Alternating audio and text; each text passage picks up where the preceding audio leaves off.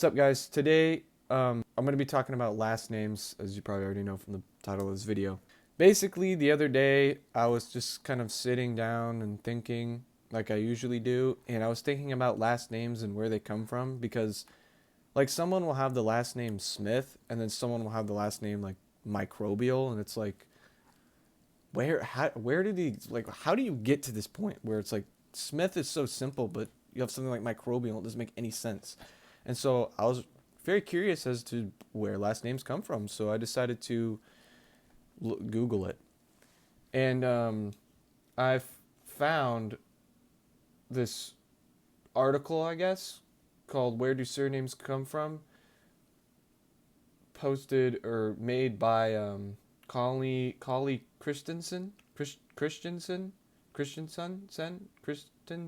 whatever. There's a lot of things listed here, and I'm not going to be going through all these because that would take all day. But I've just sort of hand selected a few that I think probably are the most common, make the most sense, or are the most interesting. Um, if you want to look at I'll link this website or this article or whatever in the description if you want to read through it yourself. It is actually pretty interesting where last names come from. It was posted by, or it's on newly named Daily Docs or something. Anyways, yeah, let's just get into this. The medieval period in Europe saw a significant shift in the use of surnames, with names increasingly reflecting personal attributes or characteristics. Active surnames such as Black, Short, or Smith emerged as communities grew and the need to distinguish between individuals became more pronounced. These surnames served as early forms of identity, linking an individual's physical appearance or temperament to their name. That's pretty interesting. So that, I guess, I think that's probably a common one, where like that's probably where, like it said, you get the name like Short. I mean, imagine your biggest insecurity is being short, and then like someone arrives in your village or is born and has the same name as you, and now everyone calls you Short all the time. Like, oh yeah, that's Marcus Short, because he's short, like he's really short. He's he's kind of like a dwarf in that way. But imagine you were like someone in your village had the same name as you, and people just started calling you fat all the time. Yeah, that's Marcus handsome. That's Marcus fat and ugly. That's how you know between the two, because Marcus over there, he's really handsome, but this Marcus is really fat and ugly. We also hate him. Some people call him Rat. What if someone had the name like Devin Scarface? Oh yeah, it's Devin Scarface. Whoa, that's great. He must, do something like awesome. He must have like wrestled a bear or something. No, he just knits sweaters for cats and dogs. Really, that's it? That's it? That's all he does? Yeah. Why do you call him Scarface then? One of the cats scratched him a little bit on his eye. Like right here up above his eyebrows, like right there. It's like a really tiny scratch, and he's got a scar from it now, so we call him Marcus Scarface. Wait, Marcus Scarface? I said Devin Scarface. All right, scrap that. Just forget it. Scandinavian countries adopted a distinct approach to surnames with the use of patronymics, a system where a person's surname is derived from their father's first name with an addition of son or daughter as a suffix. This tradition resulted in surnames like Jonah's son, or Eric's daughter, emphasizing familiar, whatever, screw that. This system remained prevalent until quite recently in history, with some Scandinavian countries formalizing family names only in the 19th and 20th centuries. Okay, interesting. Surname origins and naming practices vary significantly across different regions of the world. In Latin America, for example, it is common for individuals to have two surnames, with the first being the paternal surname, and the second being the maternal surname. So, wait. So does that mean okay, they have two last names, and then they marry someone, and then they have a kid, and then that kid has 4 last names, and then their kid's gonna have 8, and then 16, and then it just keeps going. So you have thousands of last names.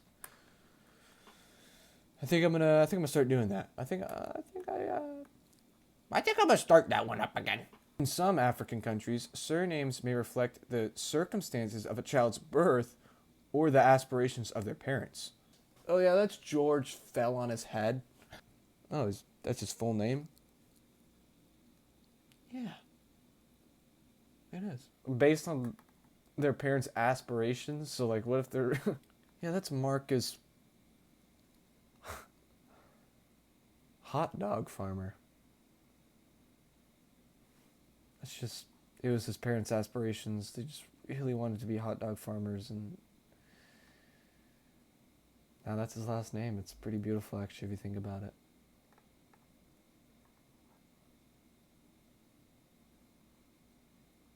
Middle Eastern naming conventions often include a series of names such as personal name, father's name, grandfather's name, a family name, providing a more these regional variations showcase a diversity of cultural influences on surname development.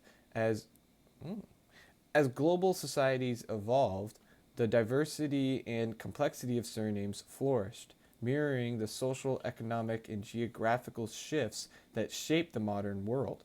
Today, surnames can be originated from an ancestor's occupation, smith, carpenter, a geographical feature near the ancestral home, hill, rivers, or notable deeds and characteristics. This evolution reflects the dynamic nature of human societies and the ongoing story of our collective history. That's pretty interesting. The history of surnames is more than a record of naming conventions. It's a mosaic of human culture, migration, and evolution. By tracing the origins and transformations of our surnames, we gain insights into the lives of our ancestors and the forces that shape their identities, insights that continue to influence who we are today. Occupational surnames serve as a window into the professional landscape of the past, often preserving the common trades of bygone eras. For instance, the surname Smith is one of the most prevalent last names in English-speaking countries and refers to the craft of metalworking, a trade essential to societies for centuries. Interesting. So that's where you get the surname Smith from. I was wondering that earlier, so we found out that. That's awesome. But what if you worked like a really weird job, like your job in the village was to like oil people up for massages, but you're not the masseuse, you're just the oiler upper.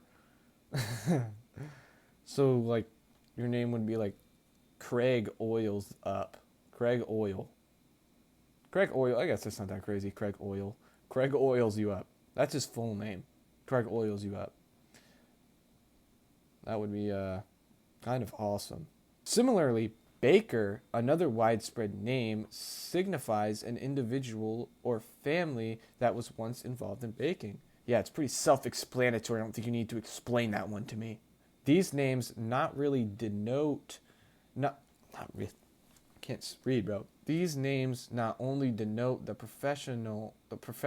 these names these names not only denote the profession of an ancestor, but also hint at the societal roles and economic structures of their times.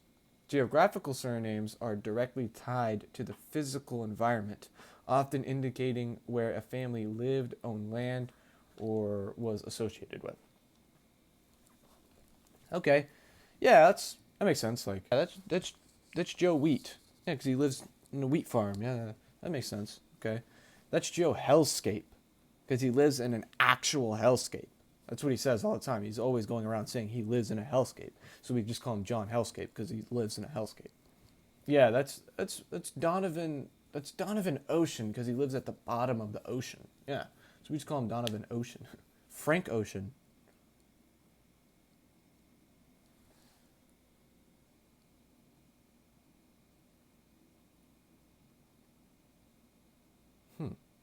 Interesting.